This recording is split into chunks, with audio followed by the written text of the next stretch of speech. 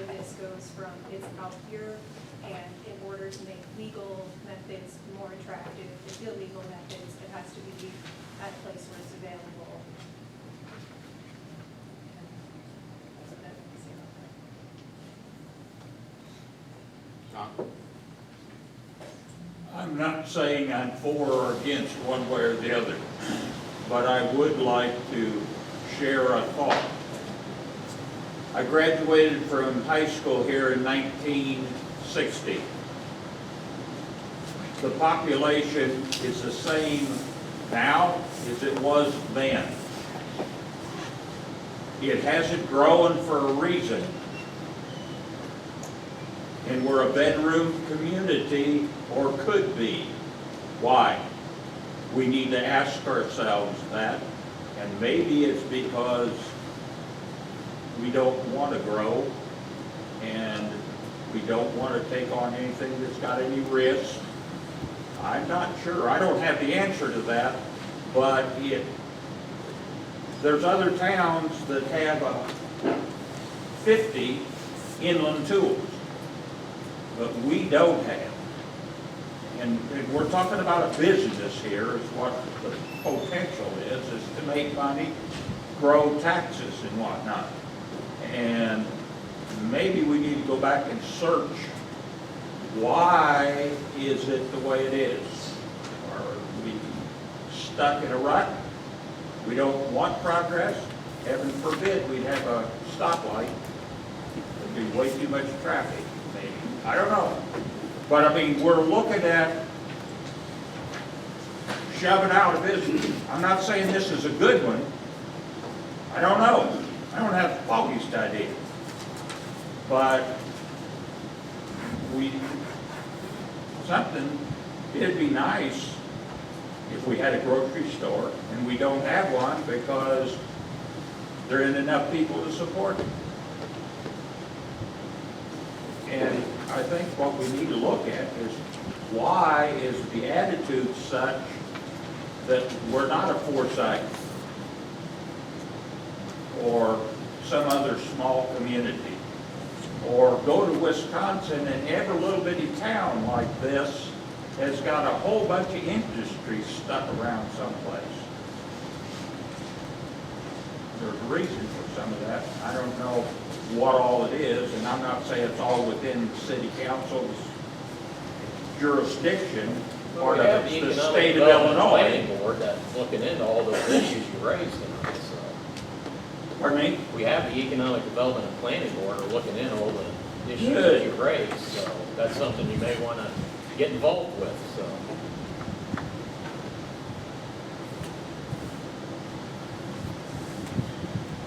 Well, my thoughts on I feel like all these years, we've taught our kids to be against drugs, not accept drugs, don't take anything from anybody.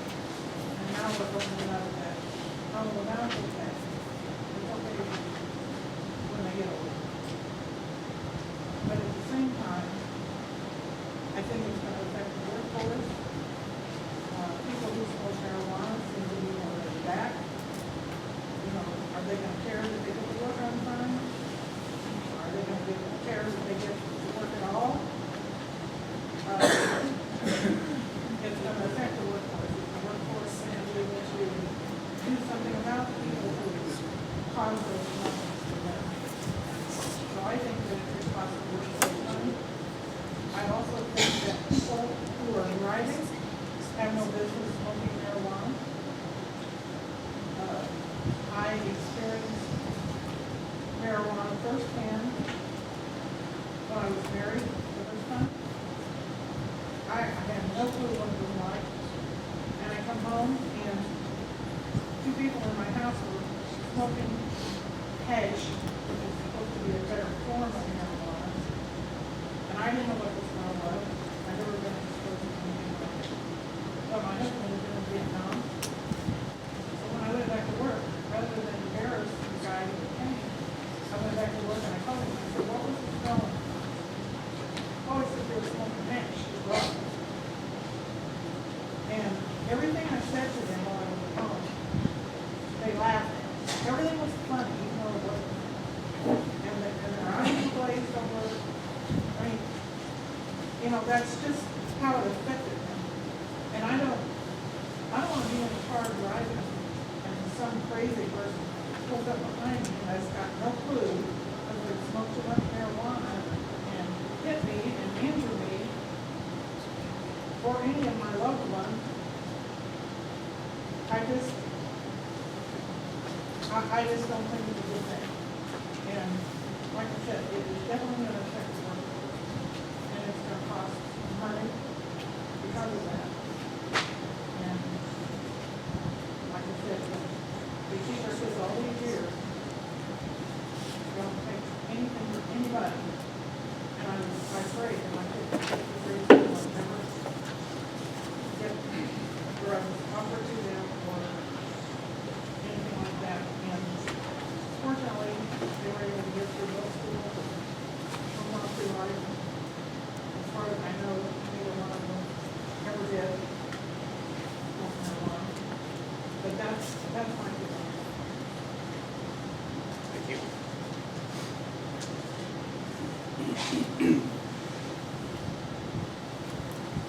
Has anybody done any research on some of the unforeseen problems that Colorado may have had that they're selling recreational marijuana? Alcohol leads to alcoholism, divorce, drunken driving, etc. Smoking causes cancer. Smoking has led a lot of people to this vaping, which has now caused several deaths.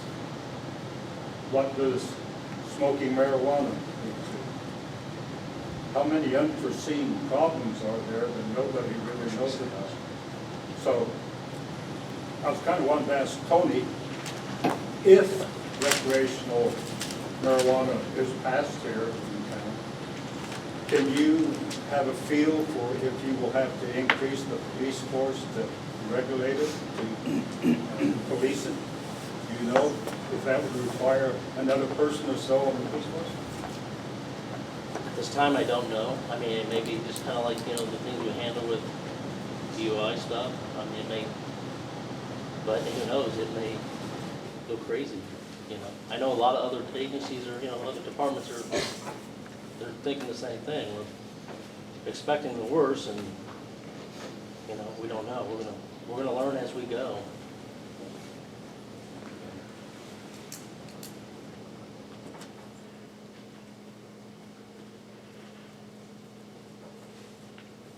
Another statistics that I had written down was cannabis boosts the risk of accidents as much as 14-fold, doubles the odds for fatal collisions. Don't mix marijuana and driving.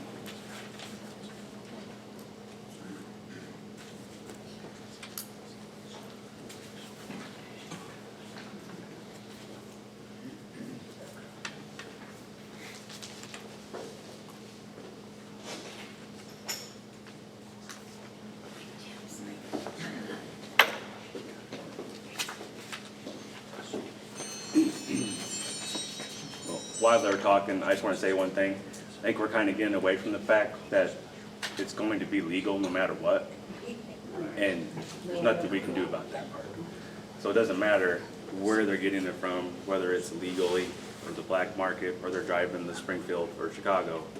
And there will be a black market for There will it, still be a because black market. once it goes, because once January 1st, and even though it's legal, the legal stuff's gonna be expensive. Expensive, and like, and as they And stated so, earlier, there's not you going know, to be enough supply. Your the dirtbag Joe Blows aren't gonna be able to afford the legal And stuff. It's gonna be very expensive. And we are in where our county is in, I forgot to print my map out, I apologize, but we're grouped in with like 20 other counties. And as of January 1st, I believe, there's only gonna be one allowed dispensary until they issue the next round of licenses.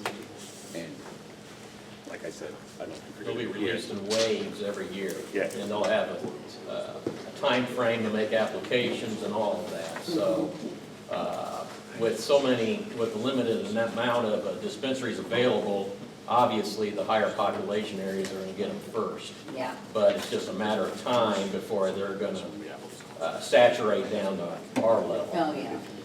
so.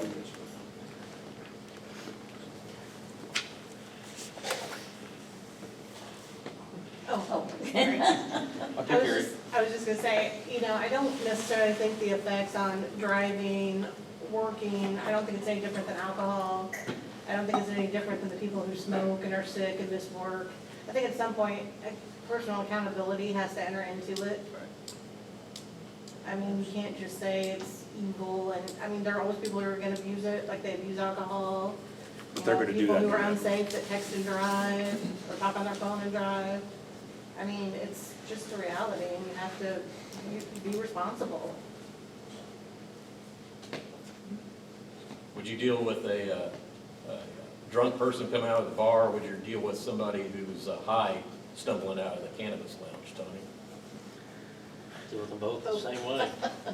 Yeah. Well, the guy that's high is probably not gonna cause so much trouble He's not gonna come out. If he's on the public roadway driving, it's Well, yes. yes, we will deal with that. I was in the fire service 20 years, and I can think of a half a dozen times you get called out at 2 o'clock in the morning to a DUI, somebody's crashed, and I can't think of one time where the guy was too stoned to drive. A lot of DUIs from alcohol, but I can't ever remember an instance where it's determined he was too stoned. To build on that point, one of my coworkers was a gunnery sergeant in Vietnam. He had an artillery team, and he always told me that the guy that was using marijuana was not his problem, it was the guys that was using LSD, the acids, and the heroin and all that type of stuff. So it kind of lends credence to what Rick is sharing, so.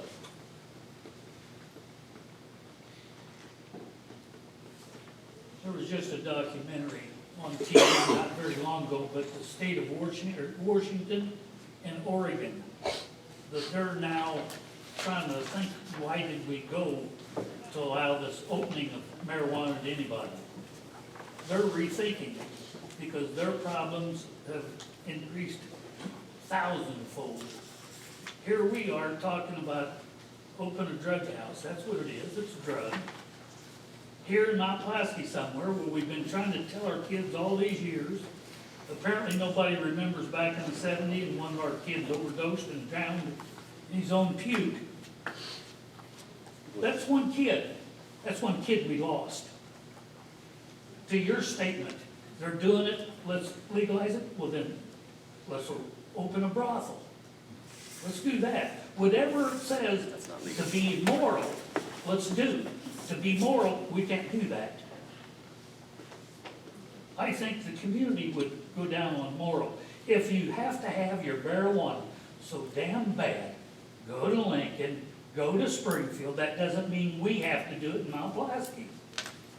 I don't condone this. Everybody that I know doesn't condone, but they don't want anybody getting mad at them for taking their opinion. I don't care. You know, Well, you know, you have a valid point and opinion, but in my mind, you know, did you share all that with your state representatives last spring? I sure did. Very good, yeah. I've shared it with ARRP. Anybody wants to send me a questionnaire that's got that answer, I put it on there. Good. That's how I Good to know feel. that you're participating. I graduated in '62 with Don. I got stopped by a cop one night and he wanted to know where my marijuana was at. Because somebody said, pass me a weed. And we gave him a cigarette. So I was dispensing and the three of the guys in the car, we got questioned quite rapidly. I'd never heard of marijuana till then. Then I started looking, it was growing out west of town here. I had a business. We built grain elevators. I had some guys that smoked weed. My insurance wouldn't cover them because we couldn't get them up off the ground. We worked up in the air, 100 to 150 feet. We didn't need somebody getting jolly up there and falling off. So I'm not going to take on somebody else's irresponsibility. And I don't think as a town we should offer them that. We're adults. Be responsible. That's the thing I see now. It's too easy for a kid to go down and get drugs in the school here. How do I know that? I've got grandkids. I had kids who was down there and said, if you want drugs, go to the high school. They all protect each other, but the drugs are around. We don't need to open one because somebody will go in there and buy it and go right down and sell it to a kid or give it to him. At least make the guy go to Lincoln or Springfield to pick it out. I think we're really turning over to be immoral as all get out. And I don't want that for Mount Pulaski. I was a pretty rotten kid when I grew up and did a lot of things, but I'll tell you what, I've never tackled marijuana, any of that stuff. I quit drinking when I turned 21. The first time I got caught, I quit drinking. It was fun. But I wasn't addicted to it. I was like, drink either 18 or 21, something like that. But we did it. But we were pretty dang responsible because we knew if we got caught, we were bad lads. Now, what are you gonna do? We're gonna open a business here in town, the possibility of opening a business, and the city's behind it, and they're telling me not to smoke marijuana or anything like that, but they're making money off of a store, selling it. I think you guys could make money, and Don has got a good point about bringing business to town. Let's put the effort in bringing a legitimate business to town, not a drug business. As he pointed out, we graduated together, and I was never carded until after I was 21, and I wondered what the heck the guy was talking about when he asked me. But I dressed a little different when I went to buy it after I was 21. But my point is that I talked to my daughter today, who's a little over 50, and I mentioned to her that I was coming to this meeting. And she says, well, you remember in Pana when we went to junior high, we had drugs available to us. Remember when I came home and told you that? And I had forgotten that. But I got two kids, and near as I know, if they've used it, they haven't abused it, and they do drink, and so do I. And the issues we're talking about with marijuana and driving and all of that is no different than overindulging with a bottle of something. It's basically the same. It might be a little funny or different with each individual, but we're still back to you gotta take responsibility for your own actions, and you better teach that to your kids when they're little bitty shits.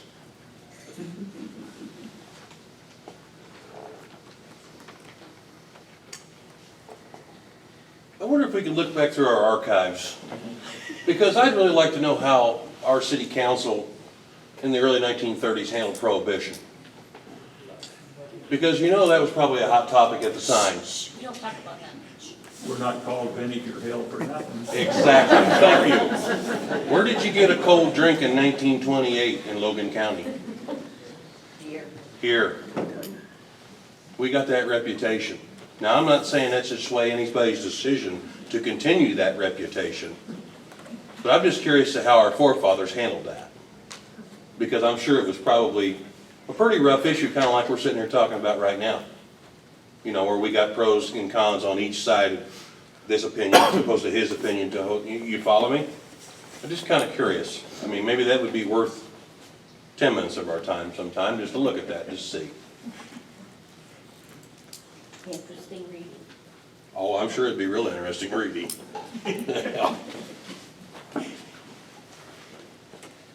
Yes. Maybe the city attorney could address this. Do employers, businesses have any legal means now to not employ a person because of marijuana use? Inland Tools building on I would assume they're going to be hiring more people. Do they have the right to not hire a person if he's using marijuana or high on marijuana? Do they have even any means of testing? That's a really good question. I don't have a specific answer, but my understanding, that's not an aspect of this particular law that I'm familiar with. So haven't looked into it. I certainly can and provide a written response to the mayor. But my understanding is employers will treat it similarly to alcohol use. So you can't be drunk on the job. OSHA's not going to be happy if you're drunk on the job. The same would apply if you're under the influence of, you know, any type of narcotic medication, things like that. And I understand marijuana stays in your system for quite a while also. Not familiar. From what I've read, you can, the test can show you the trace amounts in the blood, but the effects of it aren't. But I think, as far as I've read, every employer has the right to make their own. There's nothing in the laws that protect you from your job. Like, you can't go to work stoned out of your mind every day and say, well, it's legal. Yeah, that's an area that's beyond what the Right. law that's in front of the city council tonight. But it just, I've worked in factories many, many years. And for somebody to be working in there and be high on marijuana or alcohol, which is, you know, a no-no, that spells tragedy. That is not a outcome that would be covered by the ordinance that's before the city council tonight. What is the exact ordinance that's in front of the council? So the only thing that has been prepared by our attorney is one that would not allow it whatsoever. At this time, the council will work with myself and the attorney to amend it the way they see fit, and you know, and pass that before the beginning of the year with whatever decision they make. I've taken a straw poll. It's pretty close to being tied, to be honest with you. Dan Smock is an alderman that is not with us tonight. He had an emergency with Emrick, the company he works for. He told me today that, not really to make a statement, but he is in favor of allowing a business of that sort. I believe you heard what it was today. The only one that is kind of on the fence, I believe, is Mr. Rentmeister. So if that was the case, that would put us right at split. What is your take, Matt?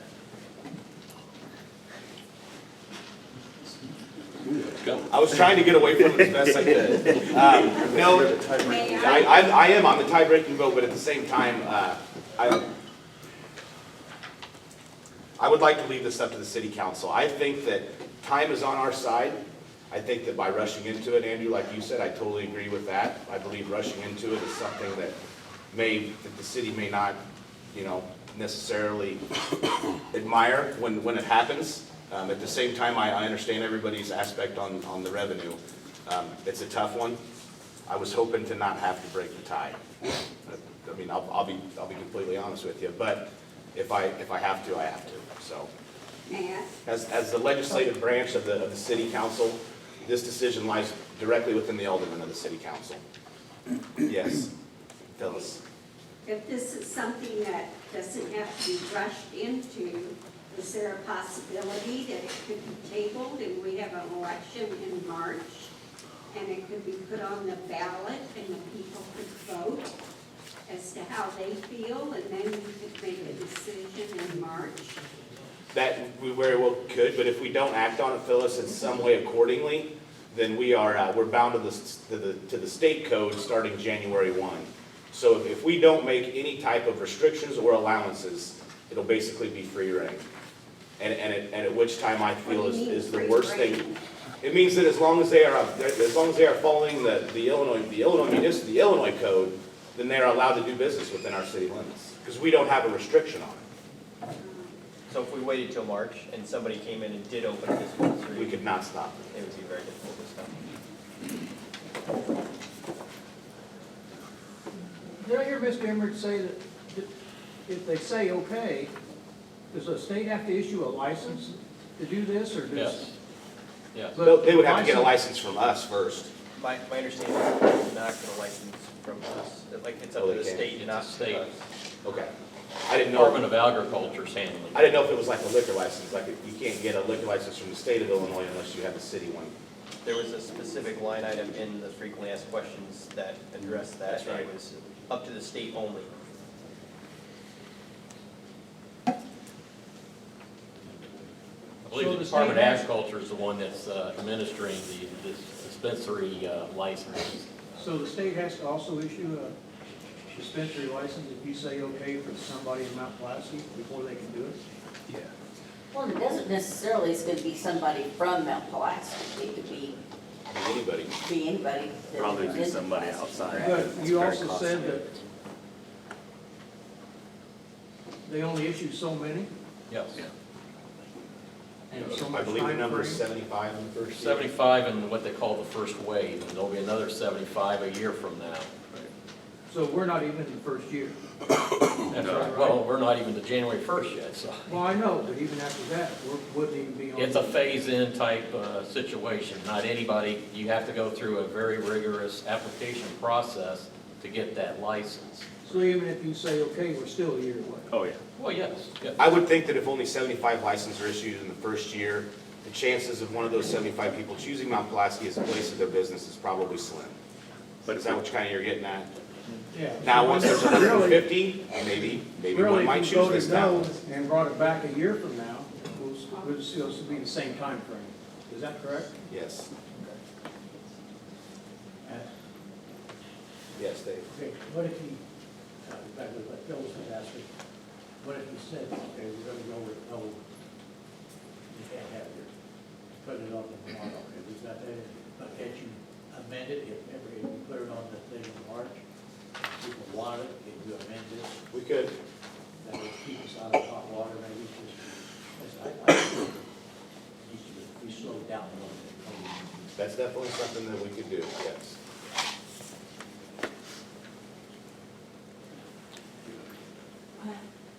Now, am I understanding this right, as far as the city council goes, you have not really talked about if we do have a selling place, that what you would do with the money, what your guidelines would be for the people, for the person having the business?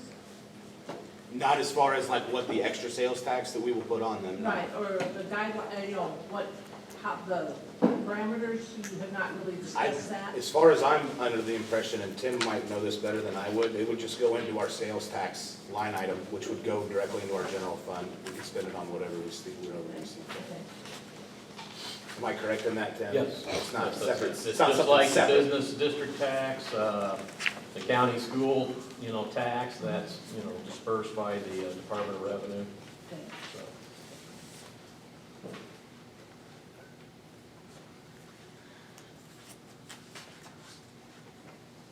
Is there any other comments?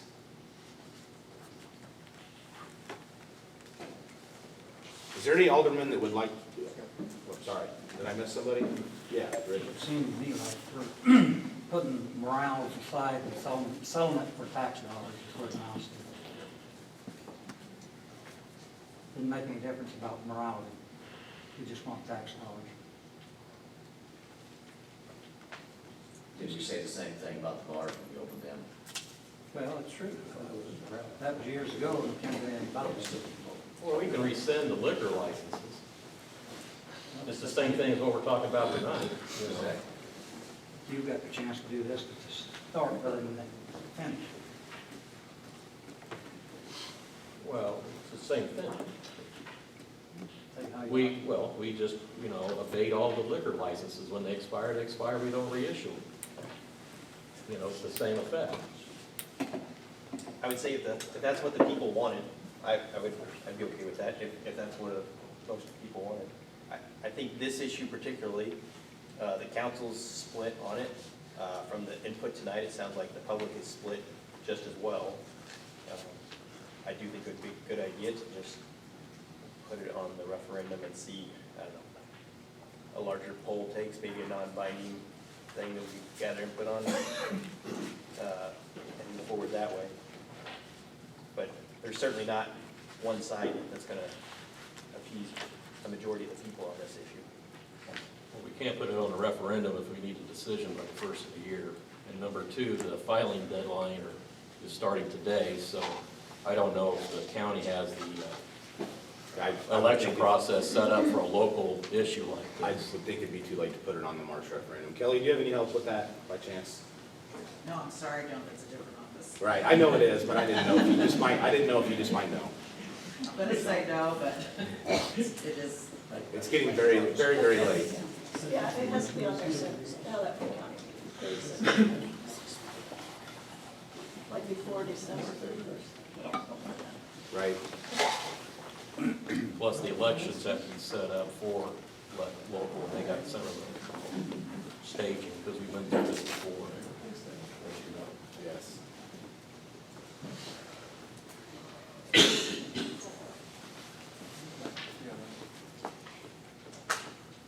I don't know if maybe if you would have another one of these, but start off by trying to maybe explaining more. I don't know if everybody understands exactly the workings of a dispensary, or having somebody explaining. I don't know if everybody is understanding truly what is gonna happen if a dispensary would come. Nobody in the state of Illinois does, Michelle, and that's just the thing. I mean, we have no idea what to expect.